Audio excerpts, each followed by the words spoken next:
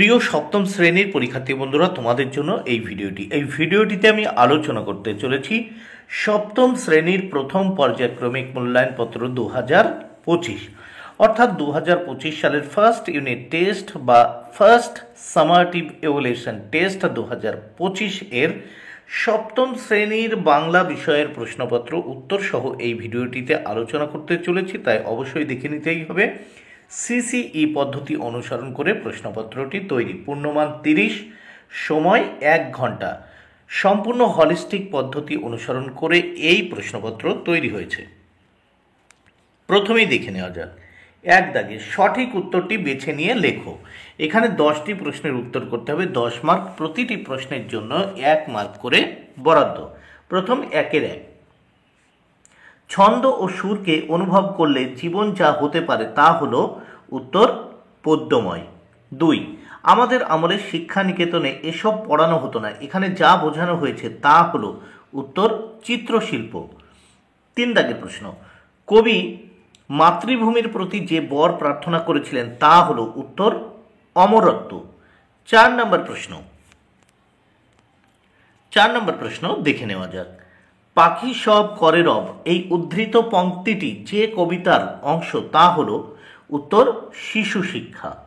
5 নম্বর প্রশ্ন, শান্তিনিকেতনের রামকিঙ্করই সর্বপ্রথম এই রঙের ব্যবহার শুরু করেছিলেন, এখানে যে রঙের কথা বলা হয়েছিল তা হলো উত্তর অয়েল পেইন্ট। 6 নম্বর প্রশ্ন, 3টি শালিক ঝগড়া থামায় অবাক তাকায়, উত্তর চড়ুই পাখি।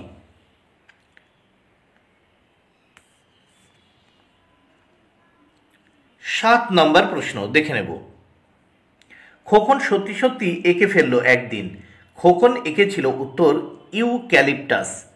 8 নম্বর প্রশ্ন, কুতুব মিনারের সঙ্গে পাল্লা দিয়ে মিনার বানানোর সাহস দেখিয়েছিলেন যে একমাত্র শাসক, তিনি হলেন উত্তর আলাউদ্দিন খলজি।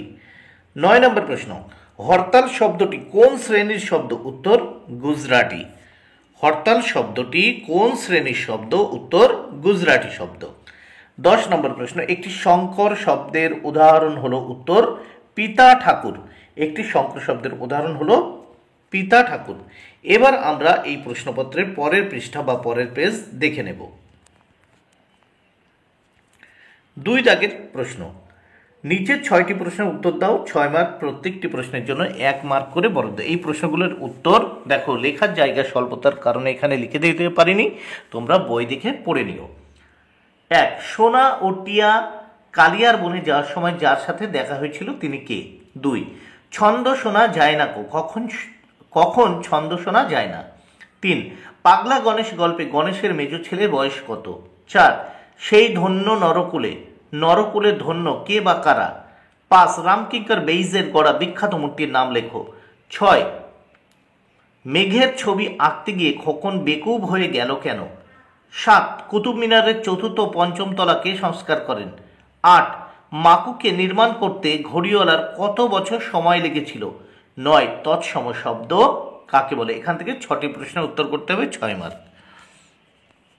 এবার 3 দাগের প্রশ্নগুলো দেখে নেওয়া যাক।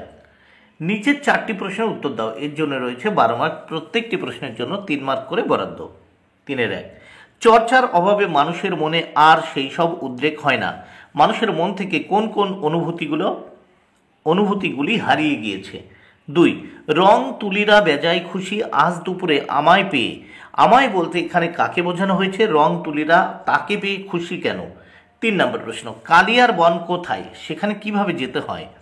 4 নম্বর প্রশ্ন, বাংলা তথা বাঙালির কাছে 21শে ফেব্রুয়ারির গুরুত্বতা আলোচনা করো। 6, ছন্দে শুধু কান রাখো কবিতায় কবি কোন কোন যান্ত্রিকতার মধ্যে দিয়ে ছন্দের প্রভাব লক্ষ্য করবে বলে মত প্রকাশ করেছেন?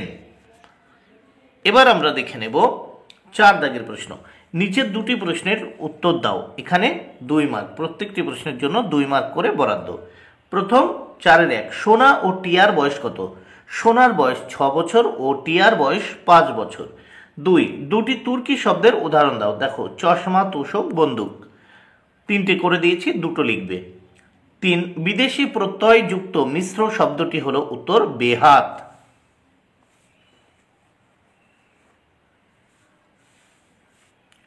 বন্ধুরা, ভিডিওটি ভালো লাগলে অবশ্যই লাইক, কমেন্ট, শেয়ার